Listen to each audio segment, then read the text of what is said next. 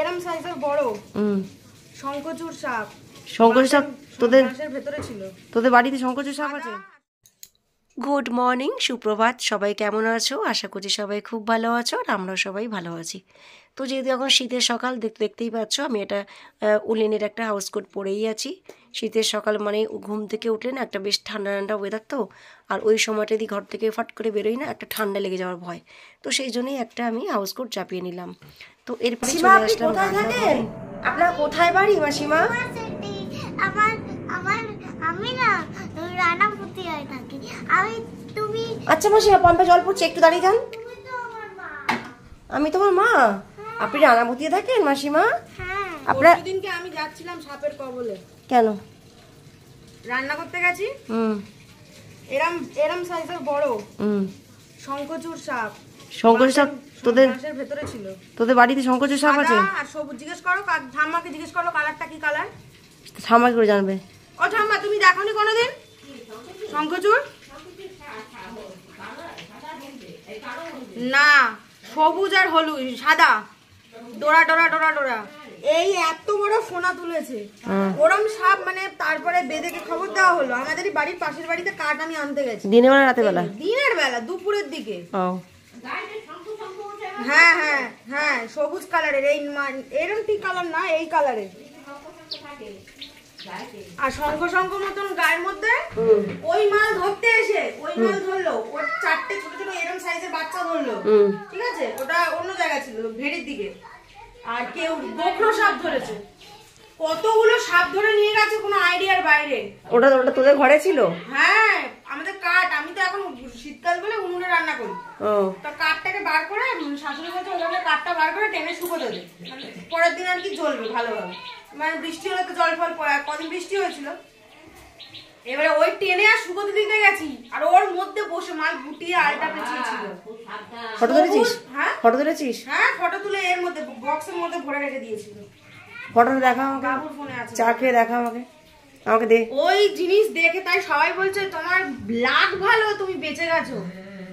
আর একটুর জন্য মানে হাতটা যদি আরেকটু বেশি দূরে ঢোকাতাম, আমার হাতের মধ্যে ছোবল মারতো পুরো। খুব ছোবল মারে বাবা, ফস ফস করে আওয়াজ হচ্ছে দিদি। ওই ওই এ গাছ, ওই যে রঙ্গন গাছ যে আছে না ছোটদি বাড়িতে, যে লাল লাল পাতা গাছটা, এখানেও আছে। তারপরে ওই গাছ লাগাবি বাড়িতে, বাঁচতে থাকবে না কোনো সাপ। শনিবার ছিল, আমি কালকে মামুর থানে গিয়ে পুজো দিলাম। আর সে ঠিক আছে, রঙ্গন গাছটা লাগাবি। এইরকম বড়, এই মোটা। কোথা তো? আর তারপরে ওই গোখরো সাপ কটা ধরেছে না, কেউটে, যেটা 6খানা কেউটে সাপ ধরেছে দিদি। বলছি আমি।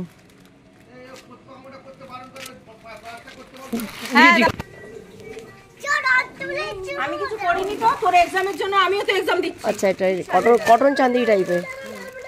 বাহ, এটা কিন্তু পরে আমাদের দেখাতে হবে। কোথাও যাবি বলে কি কিনলি? কোথাও যাবি বলে কি কিনলি? কোথাও যাওয়া বলে? হ্যাঁ, একটু পুজো টুজো ব্যাপার আছে। আমি কি বলছি, ওই মানদের কথা বলেছিলাম না? ও, তুই কবে বললি মানদের কথা? বললাম না, ঘরেতে নারায়ণের কাছে সিঁড়ি দেওয়া আছে। ঘরে দিবি তো? আচ্ছা, আমাদের ফেলে একা একা চলে যাস না।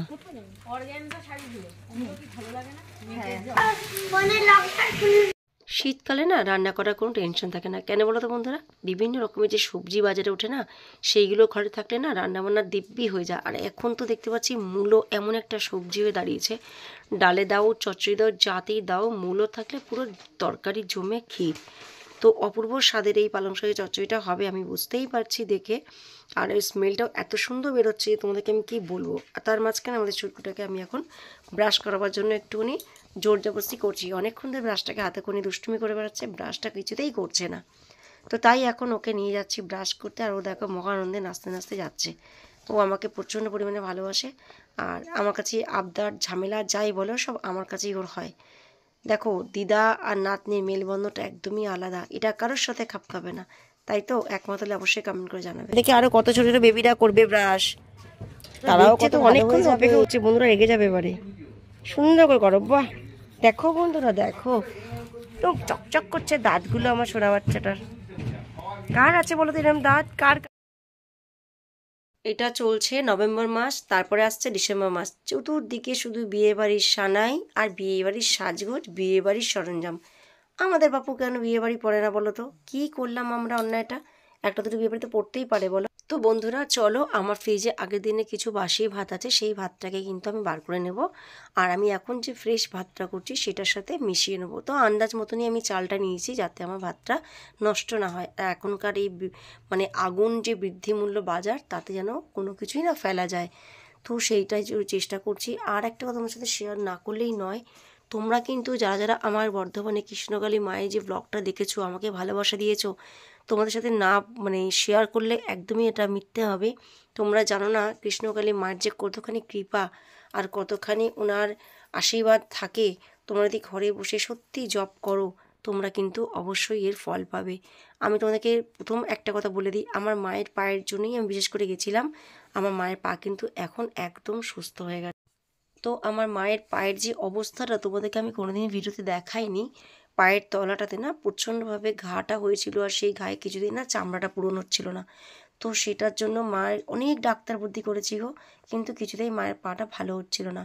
তো আমি ওখান থেকে মায়ের কাছ থেকে যে জবা ফুলটা নিয়ে এসেছিলাম, সেটা কিন্তু মাকে দিয়েছিলাম। মা খেয়েও ছিল, আর মা রেগুলারলি মায়ের নাম জপ করেন। তোমাদেরও যার যা প্রবলেম আছে অবশ্যই মায়ের নাম জপ করো, তোমরা ফল পাবেই পাবে। তো এই মানুষটা হচ্ছে আমার মা, তোমাদের সাথে আলাপ করিয়ে দিই। তো এনার ভূমিকা আমার জীবনে যে কী, আমি তোমাদেরকে বলে ভাষায় প্রকাশ করতে পারবো না। প্রথম থেকে আমার বিয়ের আজও অবধি আমার মায়ের অবদান আমার কাছে অনেক। তারও আগে আছে আমার দিদা দাদু। অনেক ছোটোবেলায় না আমরা আমাদের বাবাকে হারিয়েছি। তো সেই থেকেই দিদা দাদু হচ্ছে আমাদের কাছে বাবা মা প্লাস মা তো মাই। তো যতদিন দিদা দাদু বেঁচে ছিল ততদিন তাদের ওরকম প্রচুর অবদান ছিল, যেটা ভাষায় বলা প্রকাশ করার মতন না। তারপরে ওনারা যখন গত হলেন, তারপরে এখন এসে অবশিষ্ট দাঁড়িয়েছে আমার মা, মাথার উপর যাকে বলা চলে বিশাল একটা ছাদ। কি বলো তো বন্ধুরা, যাদের কাছে বাবা মা আছে না, আমি মনে করি তারা না একটা পৃথিবীতে বিশাল একটা অমূল্য সম্পদ ক্যারি করছে। মানে তাদেরকে যাদের যাদের মাথার উপরে আছে, আমি শুধু তাদের কথাই বলছি, আর যাদের উপর নেই তারা কিন্তু এর অভাবটা ভীষণভাবে বুঝতে পারে। তো সেই জন্যই বলছি, যাদের কাছেই বাবা মা আছে একদমই অবহেলা করো না, অবজ্ঞা করো না। বাবা মায়ের মতন কিন্তু পৃথিবীতে কেউ হয় না। যে চলতে শিখেছে, যে হাঁটতে শিখেছে, যার যে পুরো ছত্রছায়ার মধ্যে রেখেছে ঝড় বৃষ্টি রোদ জল আড়াল করে, সেই কিন্তু একমাত্র মা। আর বাবা তো থাকেন তিনি বাইরের কাজকর্ম করার জন্য, তিনি উপায় করেন, আর মা ঘর দেখেন, তার সাথে সন্তানদের লালন পালন করেন। তাই বলছি, মাকে কখনো কেউ কোনো জায়গায় কোনো দুঃখ কষ্ট দিও না। সবসময় চাইবে যতটা পারো মাকে হাসি খুশি রাখার চেষ্টা করো। এর মতন অমূল্য সম্পদ আর পৃথিবী দ্বিতীয় পাবে না, আর একবার হারালে আর তোমার লাইফে পাবে না। তাই আমার কথা তো কারো ভালো লাগতে পারে, কারো তো খারাপও লাগতে পারে। তো অবশ্যই কিন্তু একটা কমেন্ট করো শুধু মায়ের উদ্দেশ্যে, যাদের কাছে মা আছে, যারা মায়ের ভালোবাসা পাও। মা এমনই একটা বস্তু না, যার কোনো তুলনা হয় না, যার কারোর সাথে কোনো রকম কম্পেয়ার করা চলে না। কি তাই তো? আমার সাথে একমত হলে কিন্তু অবশ্যই আমাকে বলো। আর এখন ডালটা হয়েই গেছে, ডালটাতে নুন দিয়ে নিচ্ছি, এরপর ডালটা সম্বার দেবো। আর একটা ভালো কথায় আসি, যেটা হচ্ছে যখন আমার দিদা দাদু ছিল না, তখন এই ব্লগটা আমি জানতাম না। তখন যদি ব্লগ থাকতো তাদেরকে আমি কিছুটা না ক্যাপচার করে রাখতে পারতাম, আমার জীবনটা খুব মানে আনন্দের সাথে কাটতো। তাদেরকে হারিয়ে কিন্তু আজকে আমি খুবই অসহায়, খুবই দুঃখিত। আজও না তাদের স্বপ্ন আমি মাঝে মধ্যে দেখি, যে কী ভালোবাসা ছিল। আর এরকম দিদা দাদু কারোর ভাগ্যে ছিল কি না আমার কিন্তু জানা নেই। অসম্ভব ভালোবাসতো আমার দিদা আমার দাদু। মানে যেভাবে বড় করেছে, যে আদরে বড় করেছে, জানি না ওরকম আদর কোনোদিন কেউ পেয়েছে কি না। দাদুর কাছে ছিলাম গোটা পৃথিবী। কোথাও কোনো দুষ্টুমি করে আসলে দাদুর কাছে গিয়ে কীভাবে লুকাতাম, কীভাবে মায়ের হাত থেকে মারগুলো বাঁচতো, তোমাদেরকে বলে বোঝাতে পারবো না ভাষাতে।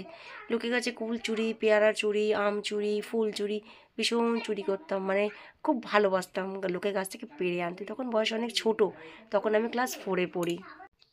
হয়তো বাবা ছিল না মাথার উপরে, কিন্তু ছোটোবেলাটা এত সুন্দর কেটেছে বন্ধুরা, ভীষণভাবে মিস করি সেই ছোটোবেলাটাকে।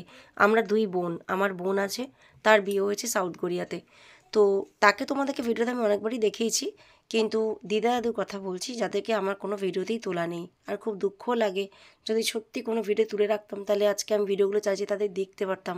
তাদের হাঁটা চলা কথাবার্তা ভীষণভাবে মিস করি। কেন বলো তো, অবদানের কোনো শেষ নেই। মানে কি বলবো তোমাদের কাছে, এত অন্যায় করতাম, এত দুষ্টুমি করতাম, আর দাদুর কাছেই লুকিয়ে যেতাম। দাদু সেই দুপুরবেলা যখন বাড়ি আসতো, আমাকে ধরে ধরে নিয়ে মায়ের কাছে গিয়ে বলতো, ঠিক আছে ও আর করবে না, হয়েছে। আর একে এবারের মতন ছেড়ে দেয়, পরের বার আর দুষ্টুমি করবে না। এইভাবে বলে বলে না প্রতিটা দিন আমার কাটতো। কিন্তু আমি ঠিক একটা একটা দুষ্টুমি এমনই করতাম যাতে মা আমাকে না কি বলবো, হাতে পেতো না তো ধরতে, ঝাঁটা জুতো যা পেতো মা ছুঁড়ে তাই দিয়ে মারতো। আমার মার খাবার ছোটো থেকে খুব ভয়, আমি অন্যায় করলেই না সবার আগে ছুটে রাস্তায় পালিয়ে যেতাম। আমার মতন কারা কারা দুষ্টুমি এরকম করতে, আমি প্রচণ্ড ডাং পেটেছিলাম। আর সেই আজ আমি এতটা ভীতু লেভেলের হয়েছি মানে বলার বাইরে, প্রচণ্ড ভীতু হয়েছি, প্রচণ্ড আমি মানে কী বলবো, বাজি চকেট বোমাকে নিজের হাতে ফাটাতাম, দোদমা কালী পটকা তো বাদ দাও, দোদমা সব ফাটাতাম, রকেট ছাড়তাম। সেই আমি এখন একটা তারাবাজি দেখে প্রচণ্ড ভয় পাই। সে ভাবি মাঝে মাঝে বন্ধুরা যে এক একটা সময় মানুষের লাইফ থেকে এমনভাবে চলে যায় না, পরে সেগুলোকে খুব মিস করি। তো আজ কিন্তু মন করে তোমাদের সাথে অনেক গল্প শেয়ার করলাম, আশা করছি তোমাদের খুব ভালো লাগবে। আর তোমাদের দাদা কিন্তু মাছের বাজার থেকে চলে এসেছে। তো হাতে কী আছে বলো তো, মাছ। এই মাছটা হচ্ছে আমার দেওরের ঘরে। তো ওর সাথে রাস্তা দেখা হয়েছিল, ও পাঠিয়ে দিল। আমি তো ভেবেছিলাম আমাদের ঘরে ইলিশ মাছ আসছে, তারপরে যখন জিজ্ঞাসা করলাম বললো না এটা টুম্পাদের মাছ, মানে আমার যা। তো চলো এবারে সারাদিন যা যা করছি সবটা তোমাদের সাথে শেয়ার করছি। আর ভালো লাগলে অবশ্যই কিন্তু চ্যানেলটাকে সাবস্ক্রাইব করতে ভুলো না। আর আমার পাশে থেকেও বন্ধুরা, তোমাদের সাহায্য তোমাদের হেল্প অনেক দরকার। আমার চ্যানেলটার বয়স কিন্তু 3 বছর হয়েছে, এখনও কিন্তু চ্যানেল কোনো গ্রোই করতে পারিনি। সুন্দর করে আদা দিয়ে লেকার চা ফাইনভাবে হয়ে গেল। আর এখানে দেখো সবজি ডালটা কি সুন্দর করে ফুটছে, অপূর্ব স্বাদ হবে।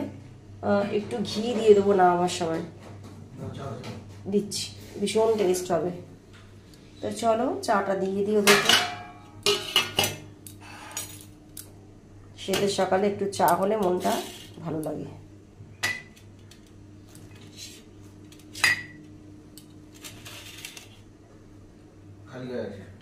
ওর কিচ্ছু হবে না, ধরো ধরো কাপটা তুলে নাও, দয়া করে মেরি দুটো দিয়ে দাও, বাকি ফলটা। তো আজ কিন্তু শনিবারের ভিডিওটা তোমাদের সাথে শেয়ার করছি এটা, আর এর আগেগুলো যেটা দেখলে সেটা শুক্রবারে, দুটো মিলেই তোমাদের সাথে শেয়ার করছি। আর যেহেতু আমাদের ছুটকুরা নিয়ে এসেছেন তো ওর জন্য কিন্তু আলাদা করে চিংড়ি মাছটা ভেজে নিয়েছি, তাই ওকে আগে আগে খাইয়ে দিচ্ছি, তারপরেই আমরা খেতে বসবো। ও না চিংড়ি মাছ প্রচণ্ড ভালোবাসে, তার সাথে আমিও ভীষণ ভালোবাসি। চিংড়ি মাছ থাকলে না আমাদের কিচ্ছু লাগে না। তো ওকে একটু খাওয়া দাওয়া কমপ্লিট করিয়ে নিই, তারপর তোমার হচ্ছে মর্নিং হয়ে গেছে। তো বাবিটা কই? ওলে বাবলে ওলে বাবলে আমার শান্ত বলে তা কই গো, কই গো? এই তো তুমি একটু গুড মর্নিং করে দাও বন্ধুদেরকে। সোনু বাবা, আমার ছোট বাবা, আমার ছোট বাবা। হাতে এই 2-4টে শিম, এখানে আছে একটুখানি কুমড়ো, একটু বাঁধাকপি। এই দিয়ে তো রান্না করা যাবে না, তাই না বলুন? তো দেখি দাদাকে নিয়ে আসে, বললাম তো বেশ 2-1টা জিনিস আনতে, যতক্ষণ না আসছে রান্নাবান্নার তোড়জোড়টা এখনও করতে পারছি না। বাড়িটা বেশ কেমন সুন্দর রোদ উঠেছে, দেখবেন, দেখুন কি সুন্দর ঝরঝরে রোদ, একদম সোনা ঝরা রোদ একদম। এই দেখুন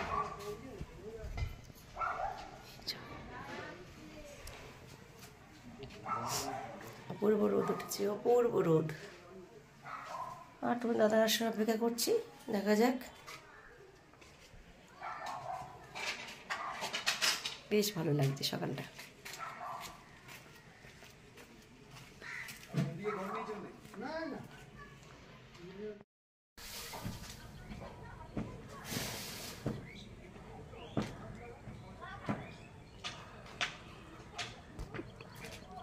কি করলো বিষয়টা? এই সময় তোমার ইয়ে পেয়েছে না, আমি তো ব্লগ করছি, ব্লক করছি। এতে এইটা হচ্ছে আমাদের বাড়ির শাকচুন্নি, রাত্রিবেলা করে চাল থেকে নামে, সকালবেলা করে চালে উঠে যায়।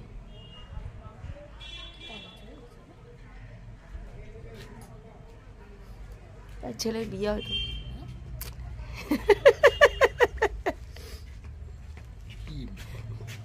ভিডিও করছি।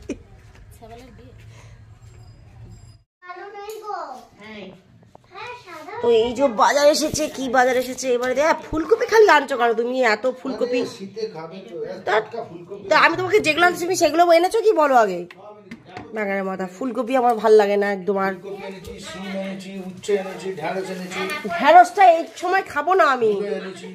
এটা খুব ভালো সবজি। ঢ্যাঁড়স প্লাস চেনো না, ঢ্যাঁড়স এই সময় আর ভাল লাগে না ঢ্যাঁড়স খেতে। ঢ্যাঁড়স কাটতে আমি ঝাল করবো না। কাটতে গেলে ঢ্যাঁড়সটা তুমি ঢ্যাঁড়স কাটতে গেলেছো? কেন কচি ঢ্যাঁড়স দেখো না তুমি, দেখো। ঢ্যাঁড়স এখন ভালো লাগে না, শীতের সিজনে ঢ্যাঁড়স খাই লোকে। তুমি সারা জীবন ঢ্যাঁড়স থেকেছো, তুমি ঢ্যাঁড়স খাই নিয়ে এসছো জানো তো। ঢ্যাঁড়স খাও। ভাল লাগে না আমার একদম, বিরক্তকর। তোমাকে ঢ্যাঁড়সের কথা আমি একবারও বলিনি, ঢ্যাঁড়স নিয়ে এসছে। গরমকালের ঢ্যাঁড়স সবজি শীতকালে খেতে একদম ভাল লাগে না, বিরক্তকর। এটাতে এসছে চিকেন।